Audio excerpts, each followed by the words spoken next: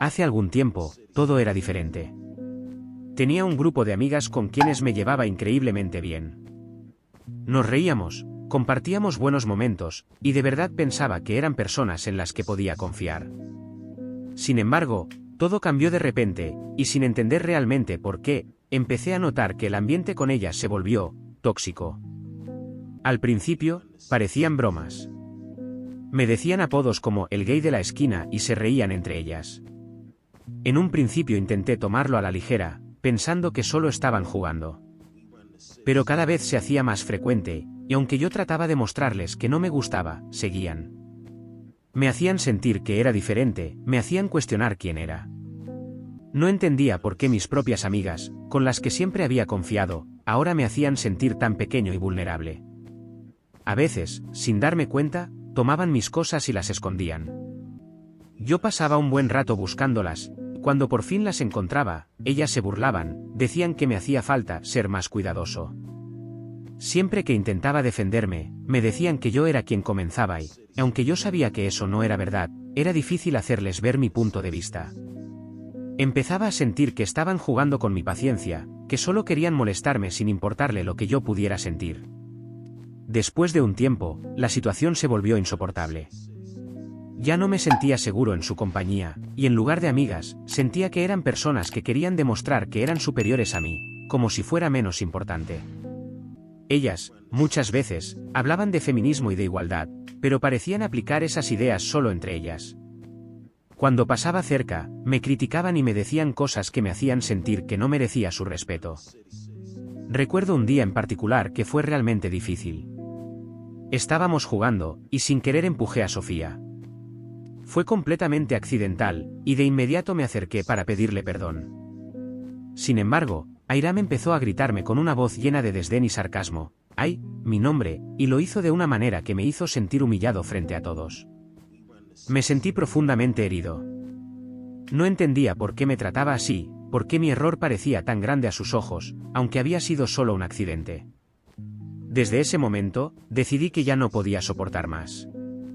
Sentía que Airam quería hacerme sentir que yo era menos, que yo no tenía derecho a defenderme o a ser tratado con el mismo respeto que les tenía a ellas.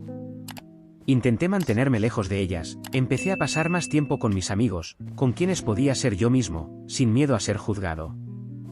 Aún así, ellas seguían lanzándome miradas de desprecio, y cuando pedía algo con educación, siempre me decían que no me darían nada, con un tono de superioridad que me desgastaba emocionalmente. Afortunadamente, no todas en mi clase eran así. Algunas chicas, como Daniela, Alison, Ángela, Regina y las nuevas estudiantes de inglés, así como Fernanda, me trataban con respeto. Sentía que ellas no tenían esa necesidad de hacerme sentir inferior, y realmente me hacía sentir mejor. Incluso Mía y Victoria, aunque no me trataban de la mejor manera, no eran tan duras ni jugaban tan bruscamente como las demás. Pero la situación con Valentina fue otra historia.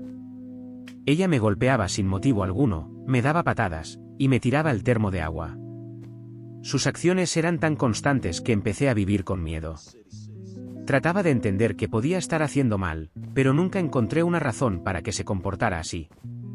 Era como si todo lo que hiciera la molestara y le diera permiso para lastimarme.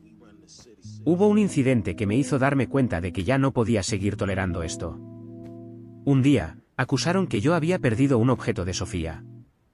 Todos me miraron como si hubiera sido mi culpa, y aunque intenté explicar que no tenía nada que ver, sentí que no querían escucharme.